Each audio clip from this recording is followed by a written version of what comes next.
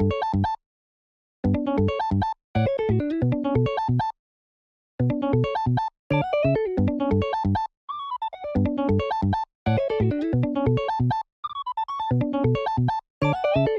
what's going on, ladies and gentlemen? Good to see you. We've got a Doflamingo versus Katakuri matchup.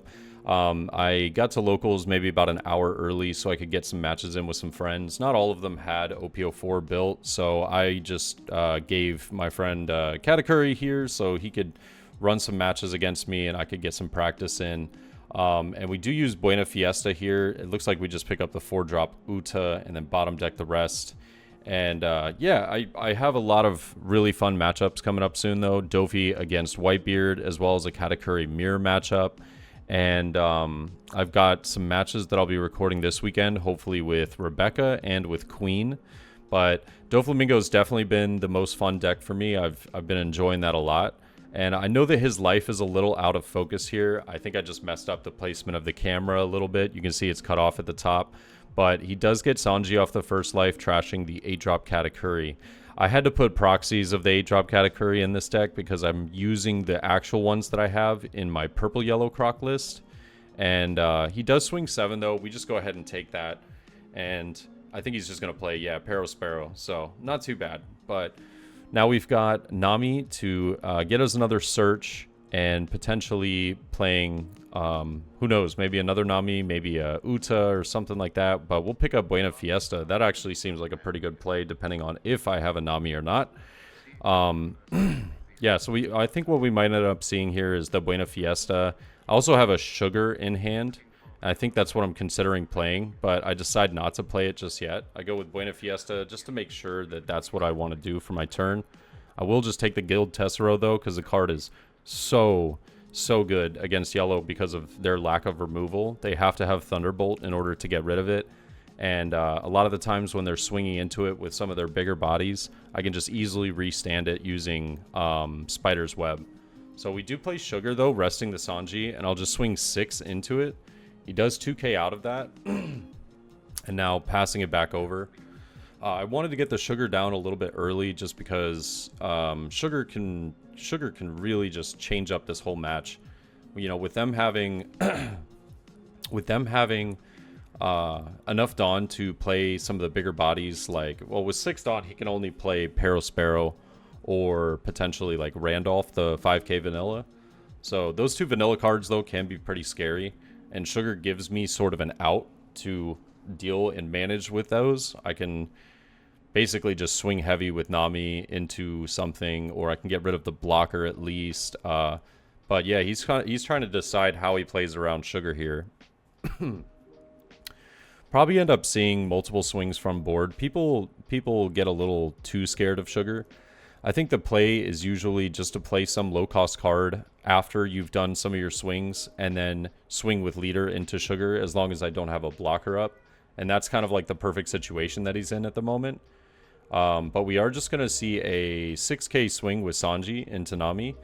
And I do have Spider's Web in hand, but I just didn't feel like I needed to use it just yet. So I felt like using it for a 6k swing felt kind of dead. But I do just choose to go with a 2k counter and then another 2k counter.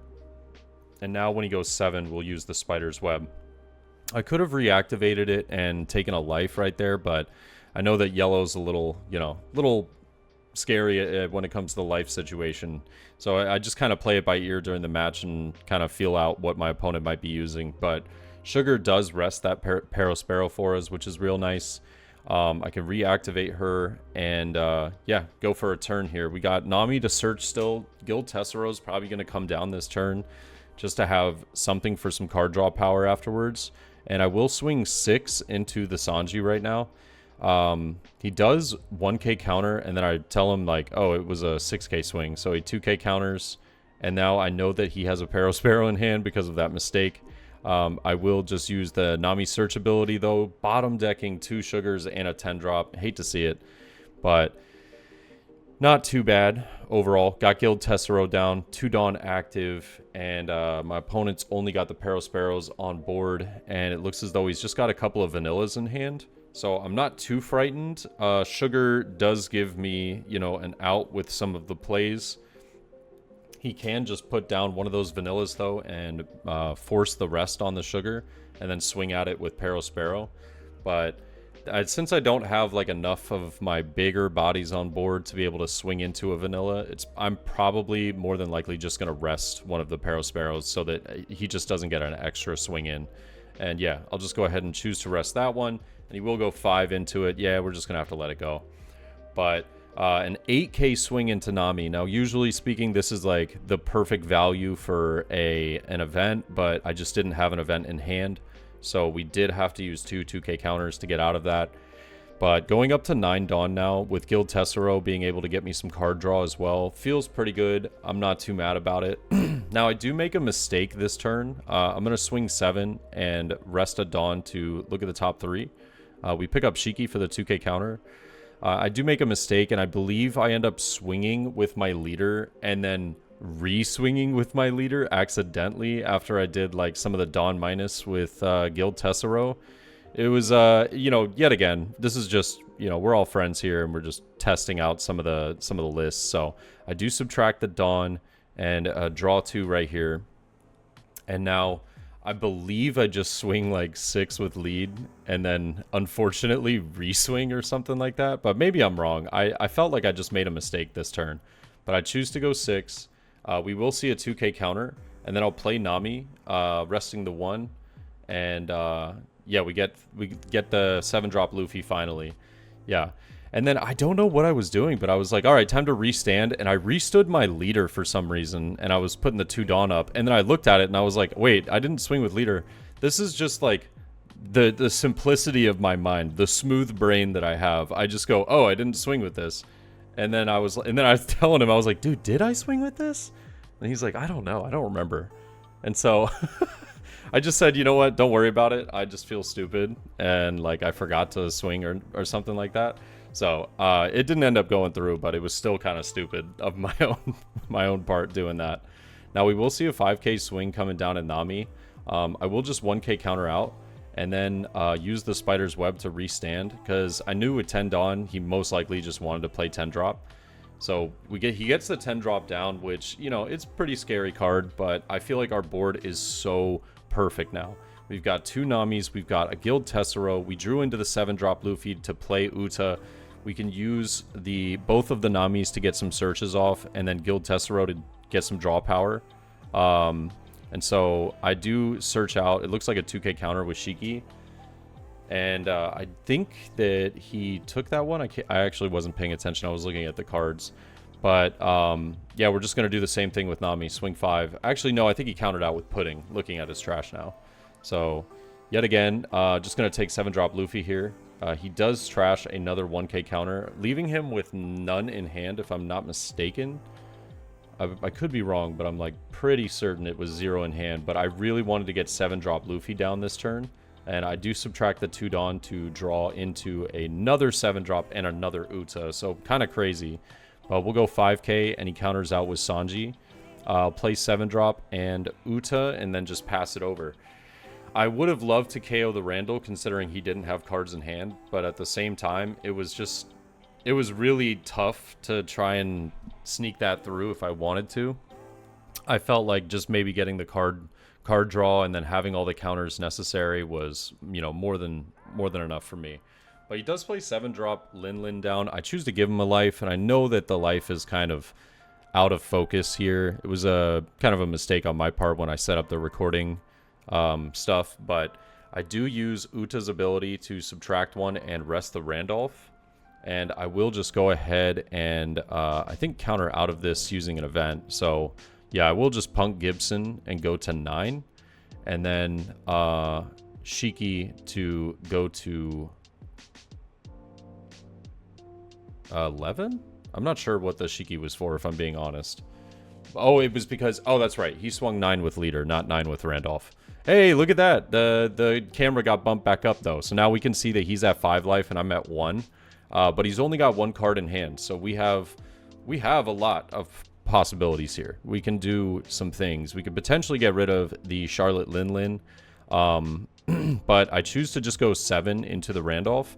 Now, he does let it go. And this kind of makes me wonder to myself, does this mean I can get rid of Linlin? So I do kind of have a bit of a like, you know, moment just thinking about, should I go for Linlin or should I just go for life here? You know, dealing with 7-drop and 10-drop is going to be quite annoying, honestly, all things considered. But I'm like, I have to dedicate pretty much all of my Dawn in order to get rid of the Linlin safely. He could have a 1k or a 2k counter, and then I'm just wasting my turn. And I do choose to just go, I think it's like 13 right here, and he lets it go. So I was all right with that. But the 5k Nami into Guild Tessero, just subtracting 2 more Dawn to get that sweet 2-card draw, baby. We love it. Guild Tessero's too damn good. And now we do see another 10-drop coming down, losing my last life, but brings him back up to 3. We're gonna have kind of a weird situation in this next turn. We either have to go for game, or I just have to kind of hope for the best. And now he swings 5 with lead. I do choose to just counter out with a 1k here. And he swings 5 with Sanji. I knew that I messed up when he swung 5 with lead. I was supposed to rest Uda and then just, you know, rest his Sanji so he didn't get that swing through. But mistake on my part. And it is what it is, but that's where you live and learn with some of these proxy matches, is just trying to figure out what I should be doing in certain situations. And yeah, I know that we have multiple 7-drops in hand, if I'm not mistaken, so we could get down another blocker, but that means we have to replace something else, or I could try and go for life. But I do use Nami ability to pick up another, what was it? Another Uta, and we'll go Nami again. I don't know if we use ability this time. I think we just go 5 into the Sanji, and he just kind of leaves it alive. So I'll go 5 into life. He does take, going to, I believe now 2 life. And I'm thinking to myself, I could potentially go for game here, but I do, yeah, and I choose to go 5. He does take, and now he's just kind of thinking about it. And now I've got 2 swings. He's only got 1 life left. And then, yeah, he just concedes because he knew that I was going to go for like 8 and then 11. So it was a good match, though, overall. I just felt like definitely some decision making there at the end that I wasn't doing as well as I probably could have. Still got to learn the deck a little bit, but I'm having a lot of fun testing it out. Green Purple Doffy has been one of the more fun decks that I've been playing. And yeah, just excited to play some other decks in the upcoming weekend. So we'll have some uploaded matches coming out soon. Other than that, hope you guys enjoyed, and yeah, be sure to tune into the Twitch channel tonight. We should be doing 4 boxes of OP04 openings, and we'll have giveaways of 2 starter deck 8s and a starter deck 9. So until then, hope you guys have a phenomenal day, and I'll catch you in the next one. All right, peace.